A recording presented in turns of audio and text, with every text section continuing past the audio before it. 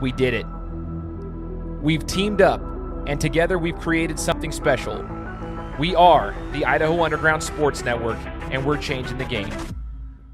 We're covering Idaho high school sports in a way that you haven't seen before. Together, we'll be providing weekly breakdowns and recaps while helping uncover Idaho's top talents at a deeper level. Trust us, you want to be part of this. Boise Sports Talk, EBC Media, and the Game Time Guru bring you Gym Session. Let's get to work. Hey, what's up, everybody? Welcome out to another episode of Gym Session. We've had about a 2-week hiatus just due to the transfer over to baseball season, from basketball to baseball. We appreciate you guys being patient with us. As you'll notice, we don't have AJ from UBC Media with us. He's kind of on a vacation right now. Basketball season ended. We're trying to get ourselves, ramped up for the baseball season, and he's currently in Coeur d'Alene, but that's okay. We're going to be rolling today. We've got myself, Shane Larson, the Game Time Guru, Ty Spangenberg from Boise Sports Talk, and Lane McPherson from Cherry Filmz here with us today. We're going to be talking some baseball with you guys, and want to give a couple of housekeeping items real quick. First and foremost, follow us on Instagram. That's our biggest piece, right? That's where we have started. That's our bread and butter. That's where we're providing you guys the majority of the highlights and everything. So if you haven't already done so, you're living under a rock. Make sure to go over to Instagram and follow us. At Idaho Underground Sports is our handle. Now, we also are on Facebook. We're also on Twitter. Shout out to everybody on Twitter who's shown us support over the last couple of weeks. Specifically, we're over at 1,500 followers right now, just slowly building that channel. But if you guys remember, the funniest part about Twitter, Ty was with us that day. When Facebook went down, it shut off all of Instagram, anything connected to Facebook. There was a day where we had a little bit of a panic mode. And I remember Ty was just like, we need to start Twitter now. Like, we were a couple months behind on the Twitter game. So it was the last one we had started, and we did that. And so that's why it's a slow build. It's definitely not our main platform, but we love to be on there. And you guys have done an awesome job tagging us in different videos and posts and so forth. But yeah, we're slowly building on Twitter, but it was one of those things that was kind of like we had to get nudged in the butt to try to start that one off. And thankful to Mark Zuckerberg for shutting down Facebook for that 12-hour span. It was a fun ripple effect there. Another quick thing to remind you guys of, if you want to show some support for us, head over to IUSN Flames. That's Idaho Underground Sports Network, flames.com. So IUSNflames.com is where you guys can purchase our merchandise. It's just some of our shirts and our gear. That helps us out because, yeah, the funds go towards what we're trying to build here at the Idaho Underground Sports Network. So that being said, we're excited to start this week's show. We got a new sport. It's spring right now. We had a great basketball season. Super happy about that. Great coverage, great experience. Pardon me. But now it's time to get into the spring sports, and specifically baseball, and that's what we're going to be talking about today. Our man, Cherry Lane here, is joining us. He's going to drop some cherry bombs with us today. For those who don't remember, Cherry was on one of our episodes earlier this year. Cherry is a baseball player. Okay, he's an athlete. The Trey way, he's a basketball player. Okay, so he knows how to hoop. He knows how to play ball. He's an athlete, but he's also a videographer. So if you guys have not followed him yet, you need to be following Cherry Filmz on all platforms. He's now blowing up on TikTok. He's going to become a phenom there, but he's also on Instagram and everything. So make sure to go follow him. But Cherry, we want to talk a little bit about what we've seen so far this season. I know you've been at a couple of the games, so talk to us about baseball season, what you're excited for, and what you've seen so far in the very short couple of weeks since the season started.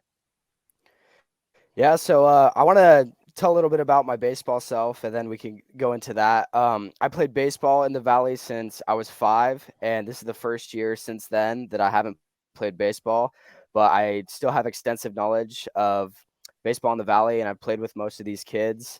I played for Idaho Prospect Baseball for the past couple of years, and most kids in the Valley have filtered through that program, and I've gotten to know a lot of them and seen a lot of them play or played against a lot of them. So I have a lot of knowledge of baseball in the Valley, and I'm excited to bring some coverage and some videography to the baseball scene, because there's none of that in Idaho.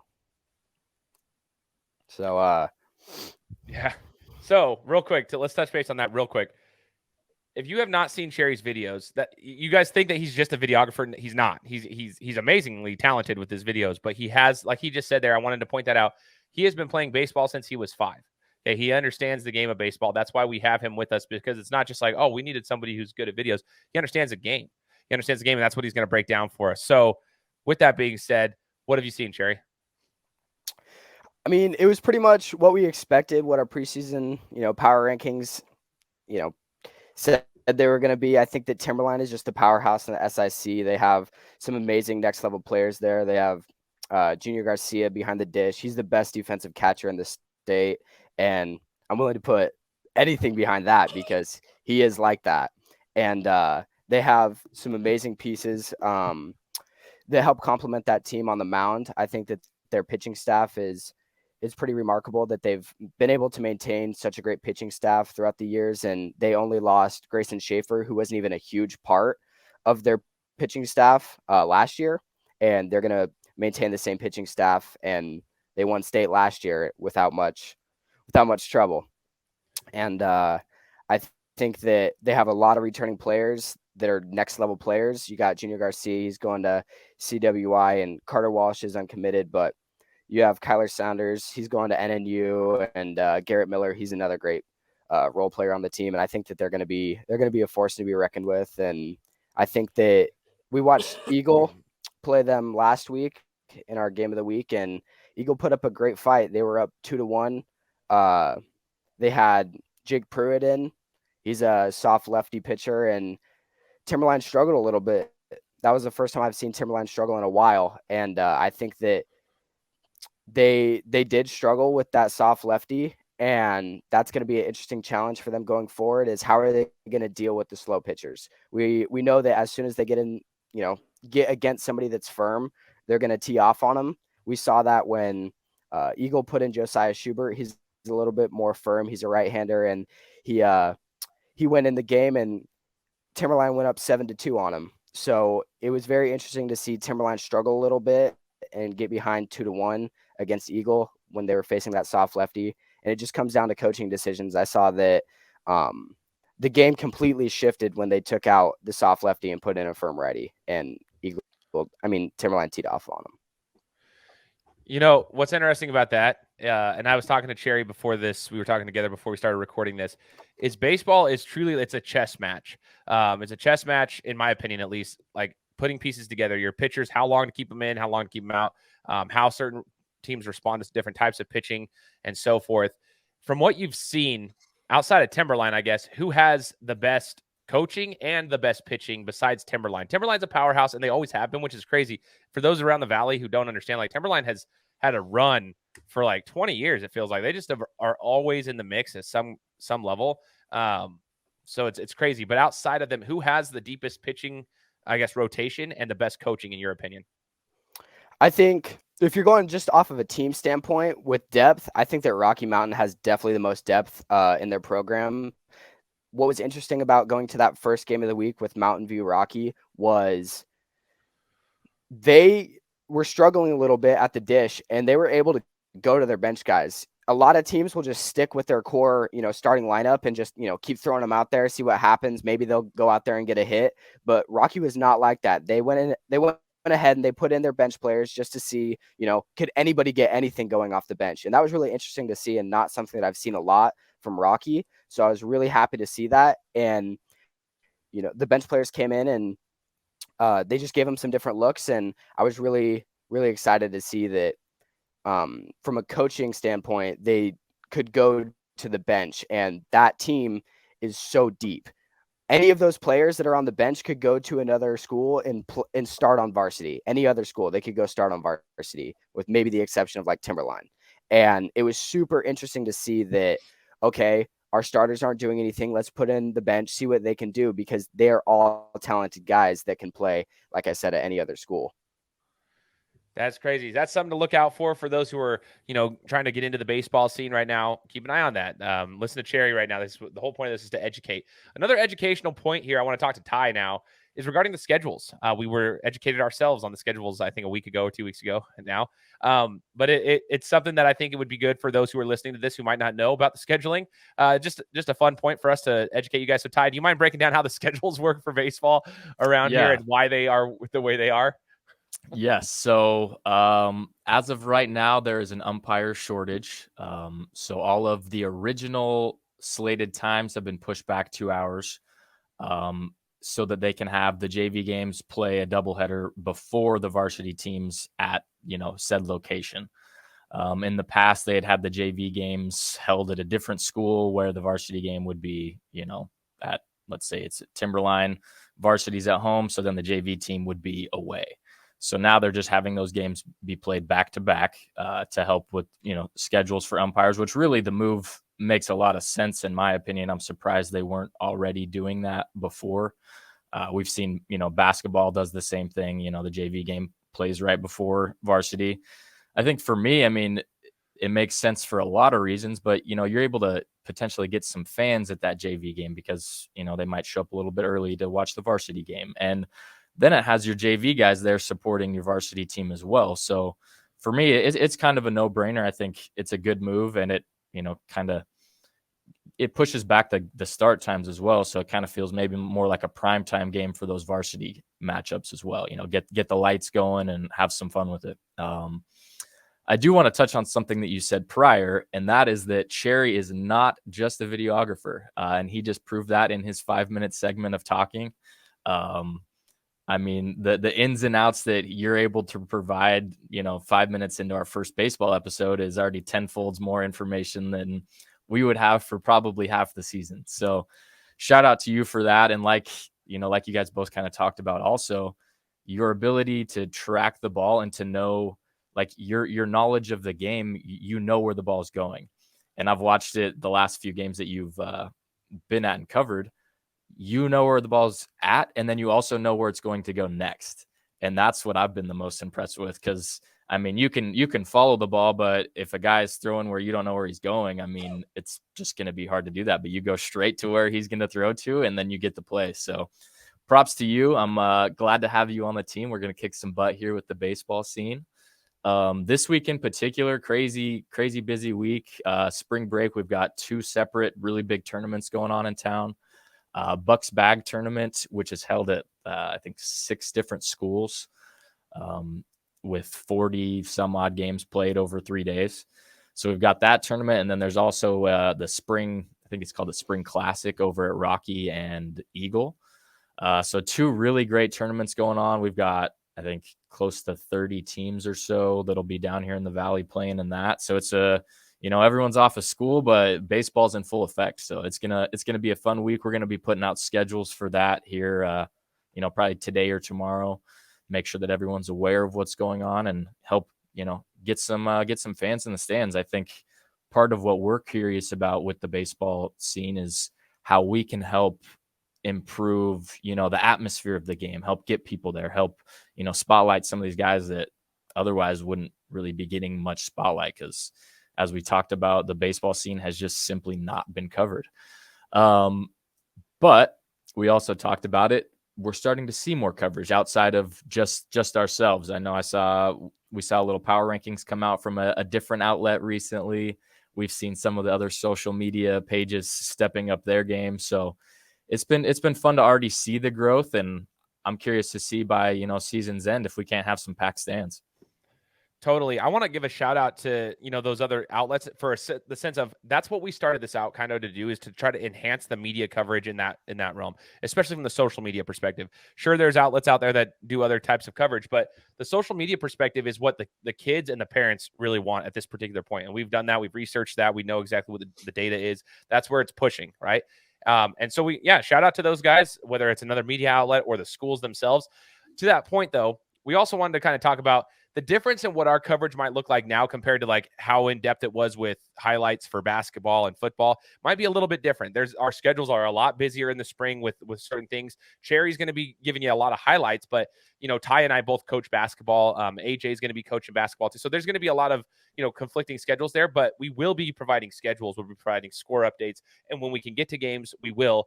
It just might not be like every other play you're getting highlight footage and so forth, because baseball is just a different type of game, but we're trying to bring a different perspective to it. So we're going to find out what flows well. I think we've already seen with Cherry's highlights and so forth, like that's already hitting pretty hard and people are just not used to seeing it. Like, oh, this is rad. It's like Sports Center. So we're going to continue to do that. To that other point though, you mentioned Instagram channels and social media platforms for schools. What I would encourage anybody who's listening to this, share it with anybody, an athletic director, whomever. First off, make sure you have a page for your teams. It would be awesome. I mean, I know not everybody has the bandwidth, but I'm positive that these schools, even the smaller ones, have somebody who would be willing to share that. Go ahead, Ty. I think that everyone does have the bandwidth, because any assistant coach, any player who's not playing a lot, any teacher who's interested in the sport, someone can do it. There's a bandwidth for it. And I know that everyone's busy. I know that everyone's got stuff going on, but I don't think it's an option anymore. I think that this is a necessity. It should be a requirement for every program at every school to have a media outlet. So thank you for that. I appreciate it. Yep. I think it's time to that. Yeah, it's not a matter of if, it's a matter of when are you going to do it. Okay, to that point. So when you guys create your channels or whatever, like an Instagram page or a Twitter, whatever, tag us or communicate with us too. Like, let us know. Like, if you have questions for stuff, let us know. We'll try to give you some advice on what we would love to see as fans, and just ask your players, like, see what the kids want to see, and then talk to us, because we love, conversing with one another. But also, to that point, Cherry said it once, I think it was during football season, maybe, I can't remember, but share our stuff. I mean, we're going to be tagging certain players and certain programs. We would love for you guys to share our content. That's the whole way you get it out there to more people. I can't even explain how many followers of ours, college coaches, different places, have reached out because they're following us now, because now they know who these players are because they've shared it and whatnot. So share our content. It's an easy way to show support. In Ty's words, very easy way to show support is to share our content. That's super, super simple.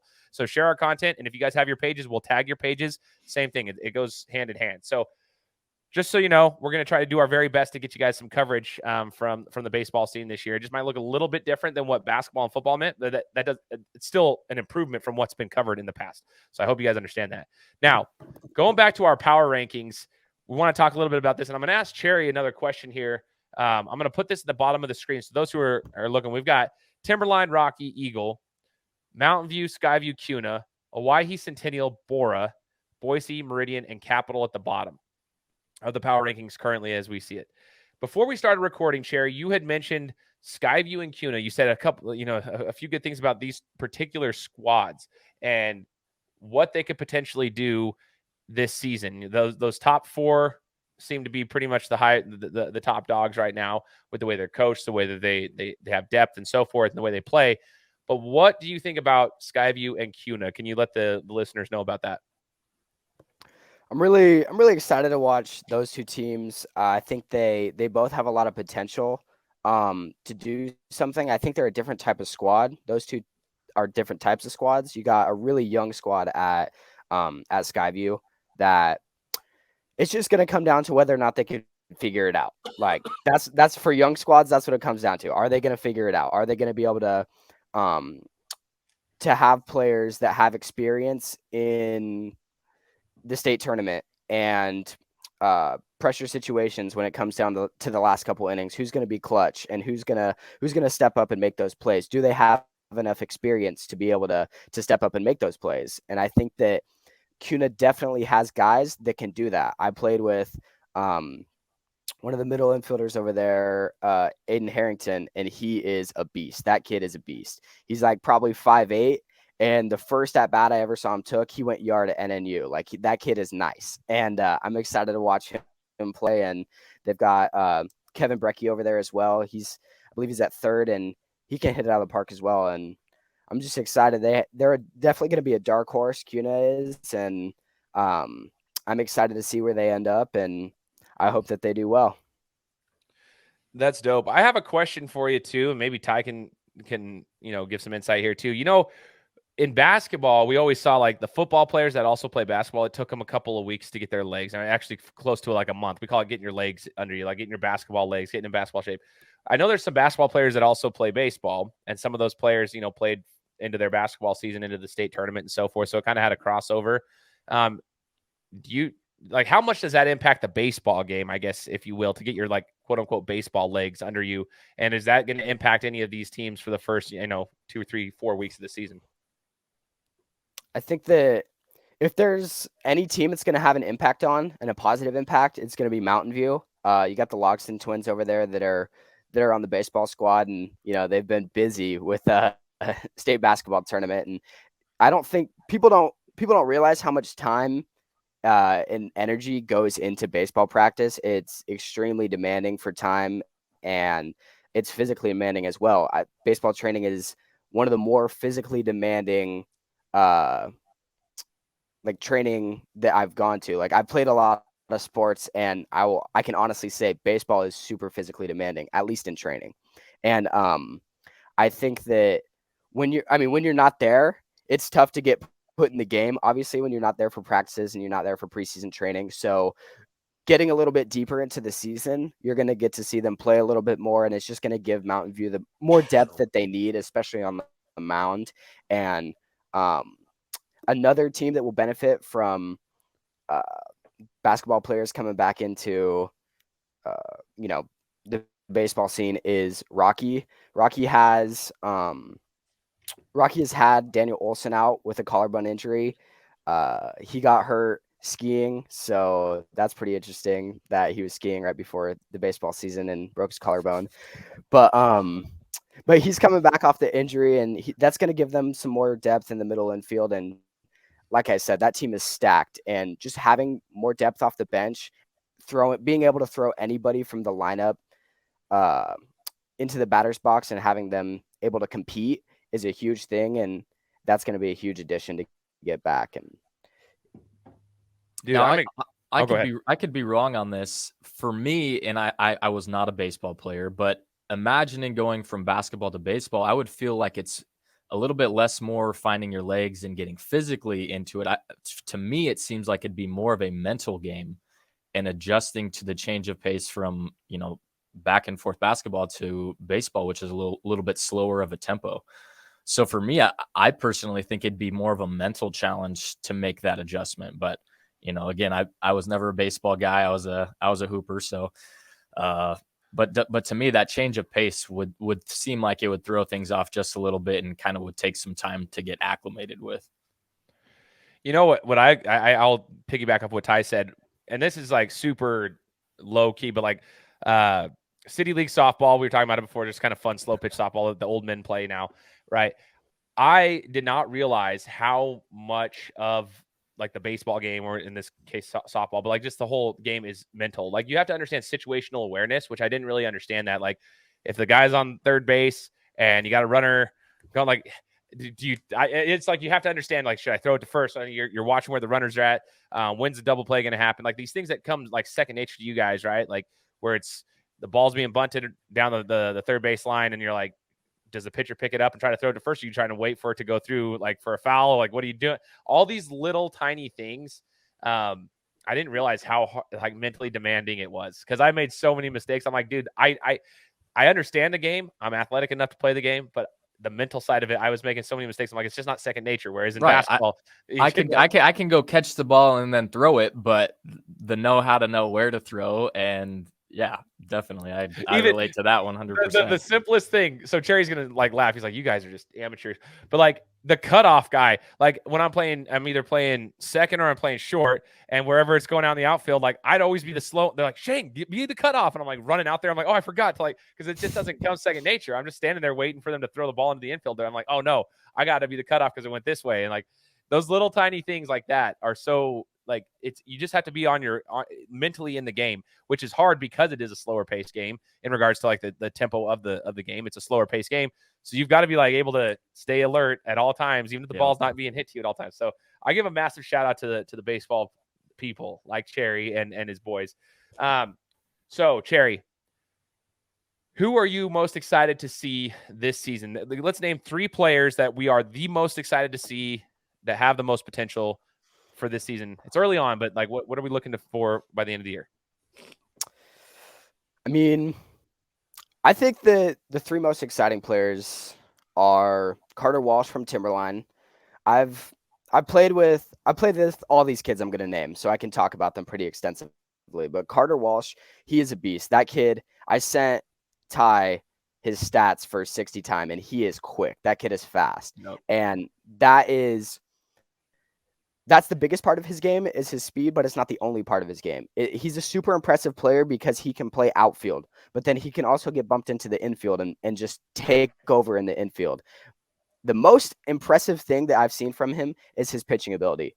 And he's not a guy that's going to blow it by you. He's not going to, be able to snap something off that's crazy, no crazy off speeds or anything, but he's consistent with his pitches. He can place the ball very well, and consistency is key. If you can have a consistent fastball on the outer third, and then be able to snap off an off speed for a strike, that's impressive at the high school level. And not only can he snap off one off speed, but he has multiple off speed pitches that will catch up on you. And it's really impressive to see that. He's a junior, and I'm just excited to see the offers that he's going to get and where he's going to go. But he's an incredible athlete. He's an incredible person, and his baseball mindset is second to none. I've never met a kid that is more advanced with his baseball IQ, and it's really special to watch him as a former teammate, as somebody that was on his team. Like I said, he comes into the dugout and he will lay out the situation. Everybody's a baseball player. Everybody knows what's happening, but he's better than having a coach that knows what's going on, because he's a player that knows what's going on. He'll lead by example. He'll tell you exactly what they need from you.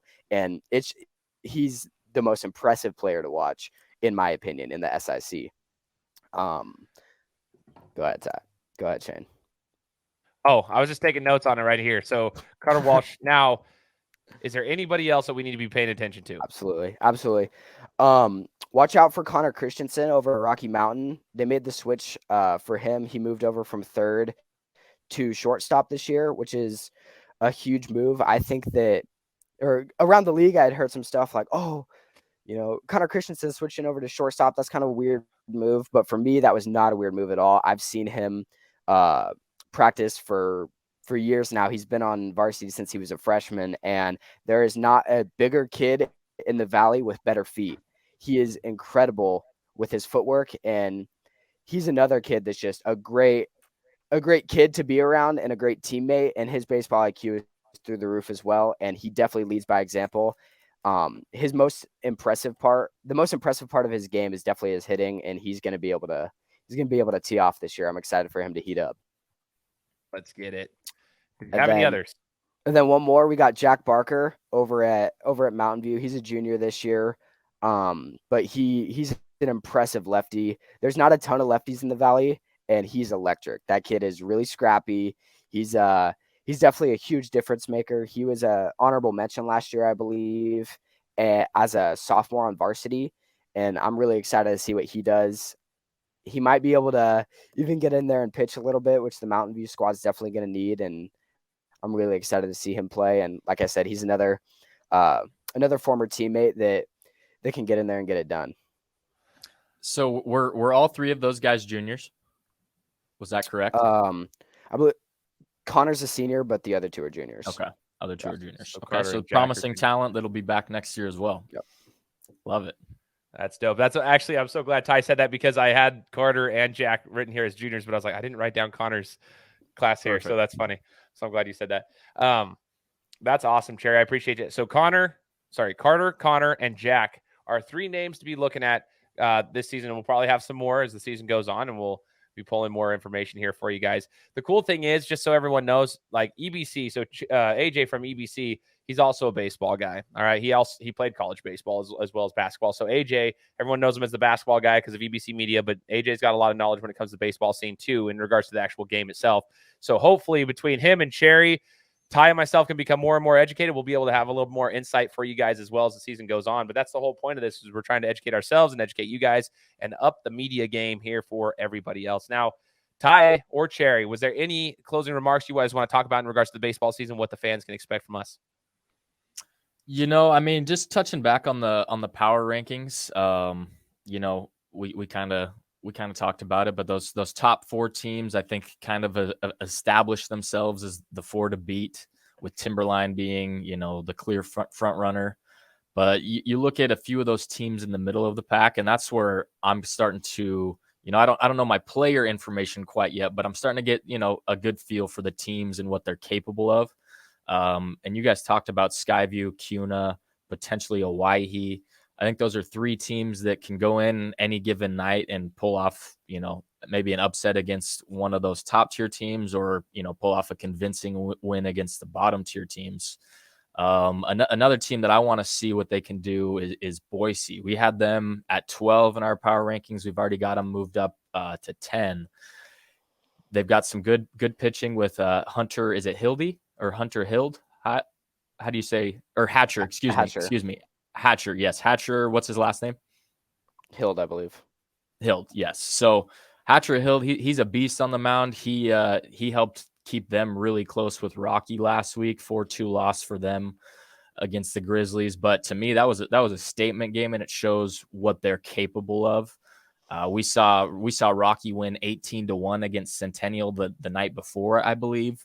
So for Boise to come out, keep them to 4 runs, and you keep it within 2 runs, said a lot about what they're capable of. So teams like them, Centennial had that big loss, but they also showed a little bit of promise to start the season. So it'll be interesting to see, what some of these teams in the middle of the pack can do. I think we're seeing Capital and Meridian kind of separate themselves towards the bottom of the pack. We'll see if Bora can get things rolling, but they could potentially see themselves towards the bottom there as well. But really the middle of the pack is what I'm most interested in. And Cherry, you've touched on it many times. Pitching is everything at the high school level, right? Whoever's on the mound any given night is going to keep their team in it, or, vice versa, could end up blowing it for their team. So it'll be interesting to see how some of these teams respond, but I'm looking forward to it and looking forward to getting to know, some of these players on a more personal basis like we have with football and basketball. Same here. I'm looking forward to it. I'm looking forward to getting to know some of these athletes. So if you see us at games, or if we're not at the games, just say what's up. Like, hit us up in our DMs, say what's up to us.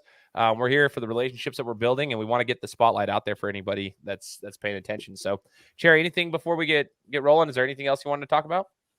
Yeah, just going off of what Ty said, I think that, like you said, pitching is everything, and that Rocky staff is going to be very impressive with pitching. Like I said, they're the deepest in the state, and it's going to be really, really interesting to see what happens going down the stretch, getting into state with their pitching, because I think that they have the best chance to go in there and upset Timberline. I think that, if they have Patrick Gaffney on that squad, they have Cousins on that team. Lucas and Peyton Hines. You have Lucas, Peyton, who's a firm righty. He's getting up there, 88, 89. He's very impressive. And then you have his cousin Lucas, who's a firm lefty as well. And it's just something different. You don't see a lot of lefties in the league, especially firm lefties. And it's going to be really exciting to see what those two do. And I'm really excited to watch them. Heck yeah. Really quick, for those that aren't familiar with that lingo, break down firm righty, firm lefty, soft lefty. Just break that down in layman's terms for us. Yeah. So, a firm pitcher is going to be somebody that can get it up there. They're going to be able to, throw the ball pretty hard. I would say that 89 is up there for high school. It's probably not consistently 89. He's probably touching 89. He's probably consistently around 86, 87. And that's pretty firm. I would say Carter Walsh was right around 83, 84 against Eagle, and he's a pretty firm righty. So firm just means fast. And then the soft lefty is going to be somebody that throws it a little bit slower.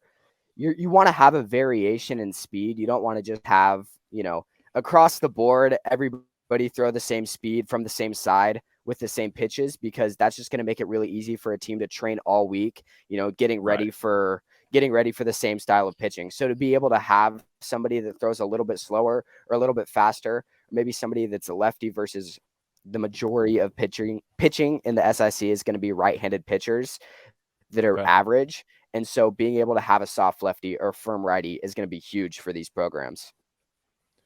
So it has nothing to do with their physique. It's just something to do with their pitching. No, I love it. Has nothing to do with soft physique. lefty. He's super soft. I'm like, you taking a shot at me, dude, and the dad bod? Let's go. I'm just kidding. So no, I appreciate that. You know what's funny, Ty? That is the second time in this show today that you said what I was thinking.